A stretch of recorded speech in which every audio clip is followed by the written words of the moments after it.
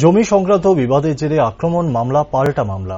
ঘটনা লেফুঙ্গা থানাধীন বামুটিয়া পুলিশ ফাঁড়ি অন্তর্গত দক্ষিণ রাঙ্গুটিয়ার কালীবাজার সংলগ্ন অঙ্গনওয়াড়ি পাড়ায়। ঘটনার বিবরণে জানা যায়, কমলা মণ্ডল নামে একজন বাড়িতে তারই প্রতিবেশী কার্তিক মণ্ডল হামলা করে ভাঙচুর চালায় জমি সংক্রান্ত বিবাদের জেরে।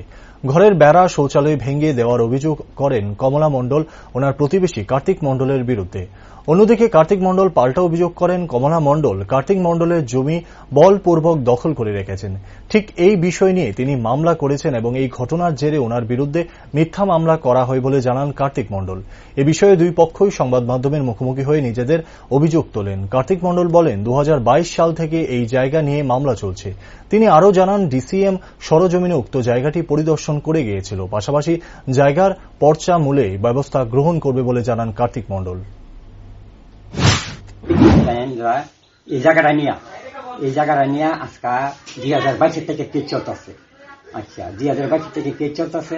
ওখানে কমলা মণ্ডলে কইতাছে যে আমার বাপে আমার শ্বশুরের জায়গাটা দিয়ে গেছে, আমারে এই কমলা মণ্ডল দিয়ে গেছে, সতীশ মণ্ডল কমলা মণ্ডল দিয়ে গেছে।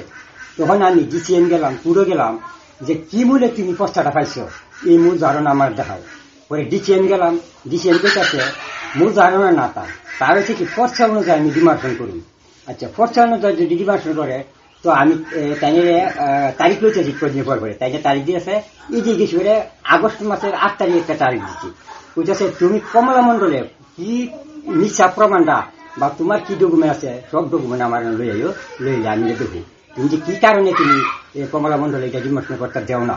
আমি বেশি চাই এটা আমার জায়গা, তোমার জায়গা যে কি প্রমাণ, আমি প্রমাণ লই আপনার নন।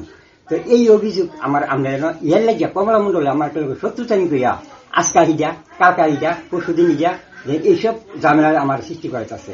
তখন এটা কি আপনার দেখেন, এটা কি হাসা হইতে পারে না মিশে হইতে পারে। আজকা ইটা করবো, কালকা ইটা করবো, পরশুদিন গিয়ে ইটা করবো, এটা তো কিন্তু আমার দায়িত্ব না। তো যদি আমার তো ফেলা তো তারা এই জায়গার ব্যাপার থেকে তারা অনেক কিছু আমার করে আনতেছে। এই আমার প্রশ্ন।